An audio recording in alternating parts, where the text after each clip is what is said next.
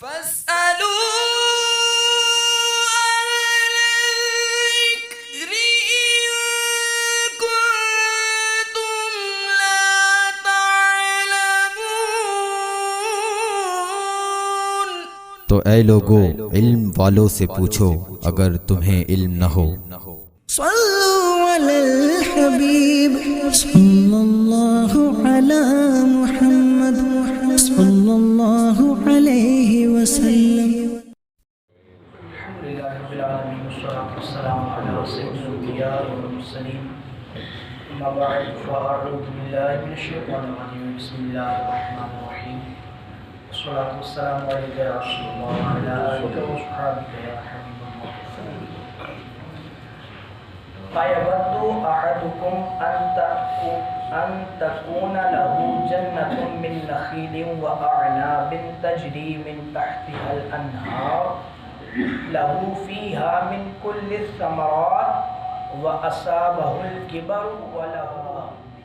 فَأَصَابَهَا إِعْصَارٌ فِيهِ نَارٌ فَاحْتَرَقَتْ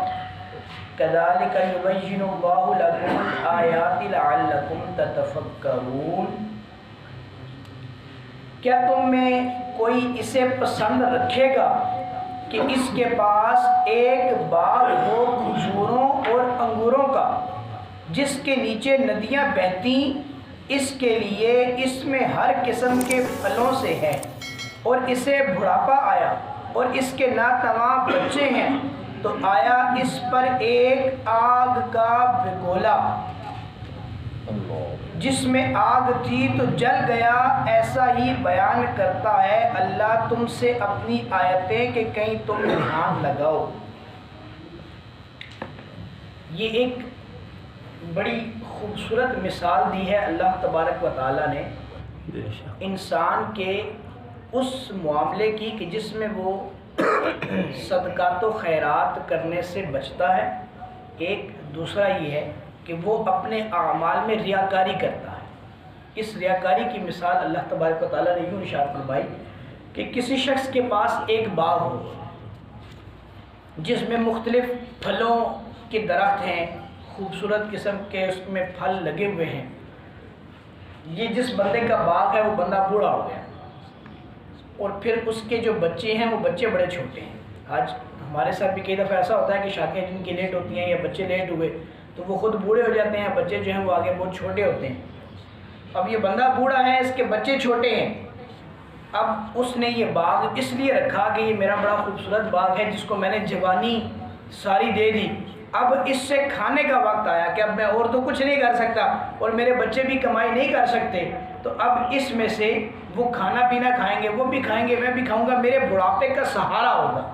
جیسے ہمارے یہاں پینشن ایک بڑھاپے کا سہارا سمجھی جاتی ہے، تو ایسے ہی وہ باغ اس کے بڑھاپے کا سہارا تھا۔ اللہ فرماتا ہے کہ ایسے شخص پر کیا گزرے گی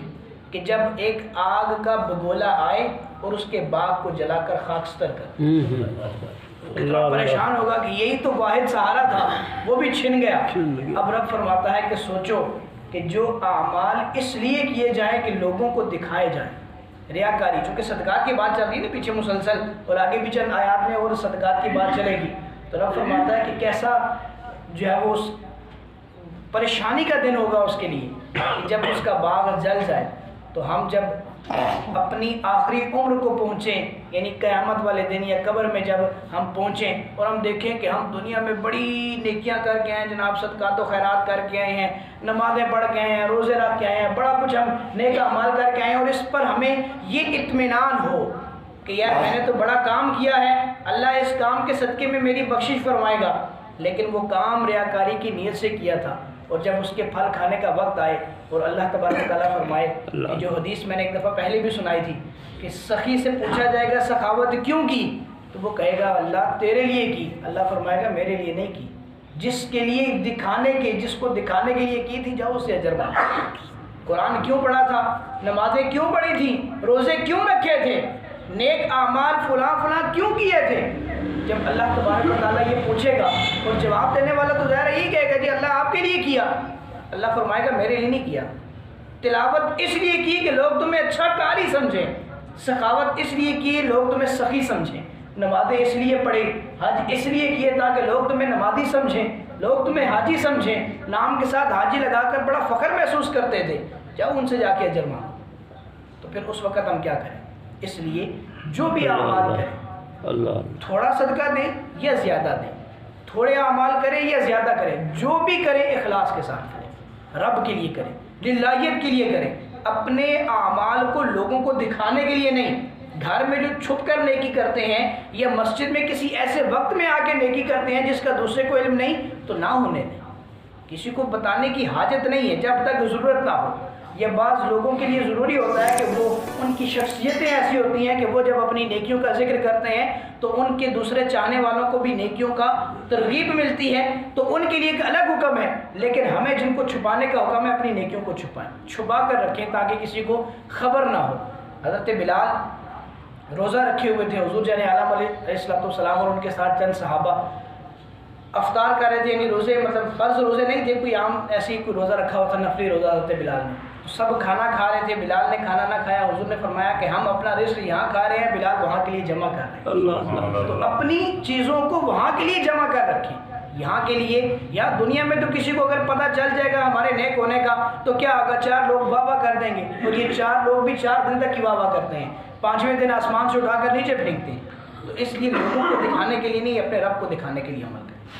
یا ایھا الذین آمنوا انفقوا من طیبات ما کسبتم ومما اخرجنا لکم من الارض ولا تیمموا الخبیث منہ تنفقون ولستم بآخذیہ الا ان تغمضوا فیہ واعلموا ان اللہ غنی حمید۔ اے ایمان والو، اپنی پاک کمائیوں میں سے کچھ دو، اور اس میں سے جو ہم نے تمہارے لیے زمین سے نکالا، اور خاص ناقص کا ارادہ نہ کرو کہ دو تو اس میں سے اور تمہیں ملے تو نہ لوگے جب تک اس میں چشم پوشی نہ کرو، اور جان رکھو کہ اللہ بے پرواہ سراہا گیا ہے۔ اللہ اکبر۔ یہ بھی ایک ایسی بات ہے، ایک ایسا نکتہ ہے، ایسے دل کا چور اللہ نے پکڑا ہے نا۔ ہم کیا کرتے ہیں، ہم اللہ نے یہاں پر 2 حکم ارشاد فرمائے۔ ایک تو یہ ہے کہ زمینوں میں سے جو کچھ بھی نکلے، چاہے وہ پھلوں کی صورت میں نکلے، چاہے وہ اناج کی صورت میں سے نکلے، اس میں سے راہ خدا میں دینا یہ ضروری ہے، عشر کی بنیاد پر۔ اب عشر ہو یا 20واں حصہ ہو، یہ دینا ضروری ہے، فرض ہے، زکوٰۃ ہے۔ زمین میں سے ہم جو نکالتے ہیں، گندم ہے یا اور جو بھی پھل اناج جو بھی زمین میں لگا ہوا ہے، اس میں سے دینا ضروری ہے۔ پھر دوسرا رب نے فرمایا کہ جب دو تو اچھا مال دو۔ ہم کیا کرتے ہیں، ہم ہمیشہ اپنے لیے اچھی چیز پسند کرتے ہیں، اعلیٰ کوالٹی کی پسند کرتے ہیں، لیکن جب مسجد میں، مدرسے میں یا کسی فقیر کو چندہ دینے کی بات آتی ہے تو اپنی جیب میں سے وہ نوٹ نکالتے ہیں گھسا پٹا جو کسی اور جگہ چلتا نہیں ہے، ٹھیک ہے جی چندے چھپاؤ۔ یہ تو وہ بات ہے کہ جو مطلب اس کے علاوہ جو اناج کی صورت میں خیرات کرتے ہیں، وہ گھٹیا اناج دیں گے جو پتہ ہے نہ خود کھا سکتے ہیں، نہ اور کوئی کسی کو دے سکتے ہیں، نہ اسے کوئی چیز خرید سکتے ہیں، ٹھیک ہے یہ فقیر کو دے دو۔ اب وہ فقیر بیچارہ جانے وہ کیسے کھائے گا، ضائع کرے گا، کیا کرے گا۔ تو اپنی